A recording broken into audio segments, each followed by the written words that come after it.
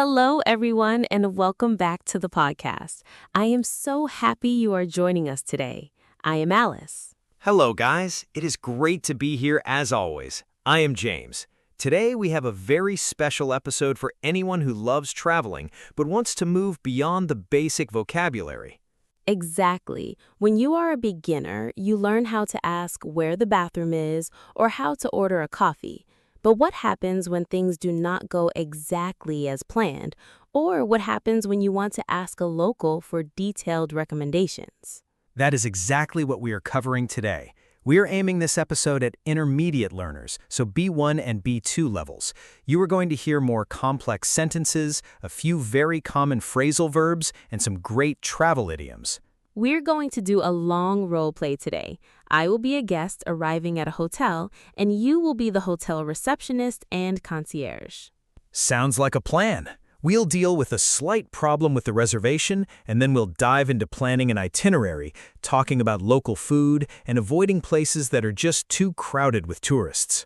I'm ready. Let's get straight into the role play. Good afternoon. Welcome to the Grand Horizon Hotel. How can I help you today? Good afternoon. I have a reservation under the name Alice Smith. I'm checking in. Wonderful, Miss Smith. Let me just pull up your reservation on my system. Could I have your passport and a credit card for incidentals, please? Here you go. Thank you very much. Let's see here. Yes, Alice Smith. I have you booked for a standard double room for 4 nights, checking out on Sunday. Wait, a standard double room? That doesn't sound right. I specifically booked a deluxe suite with a sea view. I'm here for my anniversary, so I wanted to make sure we had a nice view. I booked it a few months in advance. Oh, let me double-check that for you.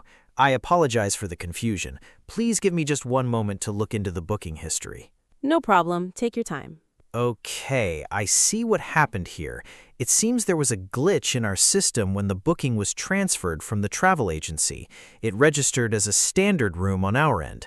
I am incredibly sorry for this mix-up, Miss Smith. Oh, I see. Well, is the deluxe suite with the sea view still available? We were really looking forward to it. Let me check our availability for this week. Unfortunately, we are fully booked for the deluxe suites with a sea view. We have a large conference in town this week. Oh, that is really disappointing. We were really excited about watching the sunset from the balcony. What are our options now? I completely understand your frustration, and I want to sort this out for you immediately. Since this was our mistake, I would like to upgrade you to our executive penthouse on the top floor at no extra charge to make up for the inconvenience. It has a panoramic view of the entire bay, a private balcony, and a complimentary minibar. Oh, wow, the executive penthouse? That sounds absolutely amazing. Yes, that more than makes up for it. Thank you for sorting it out so quickly. It is my pleasure. We want your anniversary trip to be perfect. Here are your room keys. You're in room 1205. The elevators are just behind you to the right. Breakfast is served in the main dining room on the ground floor from 6:30 a.m. to 10 a.m.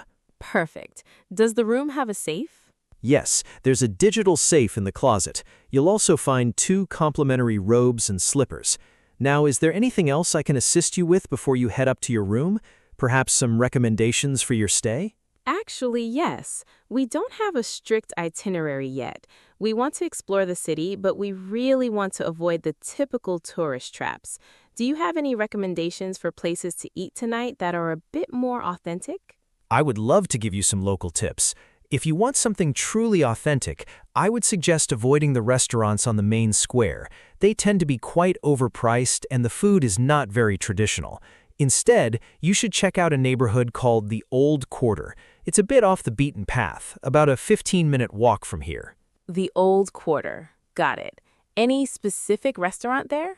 Yes, there's a fantastic family-run place called La Trattoria Rosa. It doesn't look like much from the outside, but the food is incredible. They make all their pasta from scratch daily. It's where the locals go for Sunday dinner. That sounds exactly like what we're looking for. Do we need to make a reservation? I would highly recommend it, especially on a Wednesday night because they have live acoustic music. If you'd like, I can call them right now and book you a table for around 8 p.m. That would be wonderful. Thank you so much. You are being incredibly helpful. Not a problem at all. Consider it done. Now, what about your plans for tomorrow? Are you interested in any guided tours, or do you prefer to explore on your own? We usually like to explore on our own, but we were thinking about visiting the historical castle on the hill. Is it worth taking a guided tour for that? To be completely honest with you, yes, the castle is beautiful to look at, but there aren't many informational plaques inside. If you just walk around by yourselves, you might miss out on the fascinating history. There's a great walking tour that starts at 10 a.m. The guide is a local historian, and the tour includes skip-the-line tickets, which is crucial because the queue can take up to 2 hours. Oh, skip the line tickets sound great. We definitely don't want to spend our morning waiting in a queue. How long does the tour last? It takes about 3 hours and ends near the Central Market, which is a perfect spot to grab a quick lunch. I can book that for you as well. The tour company can even pick you up right here at the hotel lobby. Let's do it. Please book us for tomorrow morning. Now, regarding transportation around the city, we were thinking about taking taxis everywhere, but it might get expensive. What's the best way to get around? If I were you, I wouldn't rely on taxis. Traffic in the city center can be a nightmare during rush hour. The most efficient way to get around is the underground subway. It's very clean, safe, and easy to navigate. Do we need to buy tickets every time we ride? No, you can purchase a reloadable travel card right here at the reception. You just tap it on the reader when you enter the station and tap it again when you leave. It calculates the fare automatically. I can load a 3-day unlimited pass onto 2 cards for you right now if you'd like. Yes, please do. That sounds so much more convenient. Excellent. I'll add the travel cards and the castle tour to your final room bill, so you don't have to worry about paying for them right now. That is perfect. One last question. We're thinking about going to the beach on Friday. Is there a specific beach you recommend that isn't too crowded? The main city beach is beautiful, but it gets packed very early. If you don't mind taking a short bus ride, there's a hidden cove called Whispering Pines Beach. It's a protected nature reserve. There are no loud beach bars or water sports, just pristine sand and crystal clear water. It's absolutely breathtaking. Whispering Pines Beach. I'm writing that down. How do we get there? You can take bus number 42 from the stop just outside the hotel. It takes about 30 minutes. Just make sure you pack some snacks and water because there are no shops or restaurants nearby. Good to know. We'll stop by a supermarket before we head out. Well, I think we have enough information to get us started. Thank you so much for all your help and for resolving the room issues so smoothly. It is my pleasure, Miss Smith. I'm glad I could help. I'll call the restaurant right now to secure your table. Enjoy your executive penthouse, and please let me know if you need absolutely anything else during your stay. Have a wonderful anniversary trip. Thank you. Have a great day. And we're out of character. That was a long one, but it was packed with so much useful travel vocabulary. It really was. We covered a lot of ground there, from solving a problem at check-in to planning an entire 3-day itinerary. This is the kind of real-life conversation you will have when you travel. Let's break down some of the most important expressions we used. I want to start with the problem we had at the beginning.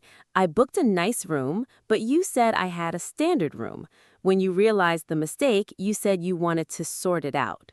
Yes, to sort out. This is an incredibly common and useful phrasal verb, especially in British English, but widely understood everywhere. To sort something out means to resolve a problem, to fix a confusing situation, or to organize something. Exactly. If there's a problem with your bill at a restaurant, you can say, "Can we sort this out?" Or if two friends are arguing, they need to sort out their differences. In the hotel context, it means fixing the reservation mistake. And to fix that mistake, I upgraded your room. I said I was doing it to make up for the inconvenience. To make up for something. This is another fantastic phrasal verb. It means to compensate for a mistake or a bad situation by doing something good. Right. If I forget your birthday, I might buy you a very expensive dinner the next day to make up for it. In the role play, giving you a better room made up for the stress of the wrong booking. Let's move on to the travel recommendations. I asked you for places to eat, and I specifically said I wanted to avoid tourist traps. A tourist trap is a great noun phrase. It refers to a place, usually a restaurant, a shop, or an attraction, that is created specifically to attract tourists and get their money. They are usually overcrowded, overpriced, and not very authentic at all. If you travel to a famous city, the restaurants right next to the biggest monuments are usually tourist traps. You pay double the price for food that isn't very good. To avoid those places, I suggested a restaurant in a different neighborhood. I described the neighborhood as being off the beaten path. I love this idiom, off the beaten path, or sometimes off the beaten track. A path is a small road or trail. If a path is beaten, it means many people have walked on it. So if a place is off the beaten path, it means it's not in a popular tourist area. It's hidden, quiet, and usually only known by the locals. Travelers who want an authentic experience always look for places off the beaten path. We also had a great grammatical structure when we talked about transportation. I asked about taking taxis, and you gave me advice using the second conditional. You said, "If I were you, I wouldn't rely on taxis." Yes, the second conditional is perfect for giving advice. We use if I were you, followed by I would or I wouldn't. It's a polite and hypothetical way to tell someone what you think they should do. If I were you, I would take the subway. It sounds much more natural and friendly than just commanding someone by saying, "Take the subway." Finally, when we talked about the castle tour, I mentioned it included skip-the-line tickets. This is crucial vocabulary for modern travel. A line, or a queue in British English, is where you wait. Skip-the-line tickets allow you to bypass the long wait and go straight inside. They usually cost a little more, but they save you hours of waiting. Definitely worth the extra money if you are on a short vacation. All right, it is time for our quick review. We are going to practice pronunciation and memory. We will say the key phrases, and we want you to repeat them out loud wherever you are listening. Ready? Let's go. Repeat after us. I need to sort out this problem. I bought you dinner to make up for my mistake. That restaurant on the main square is a tourist trap. We love finding places off the beaten path. If I were you, I would buy a skip-the-line ticket. Excellent job, everyone. Now it is time for your challenge.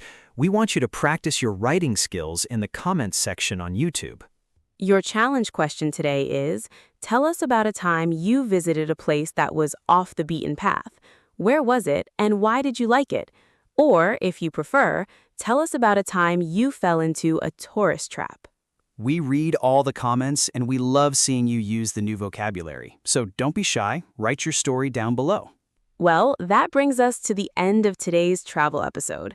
We hope you feel much more prepared to handle hotel check-ins and ask for local tips on your next trip abroad.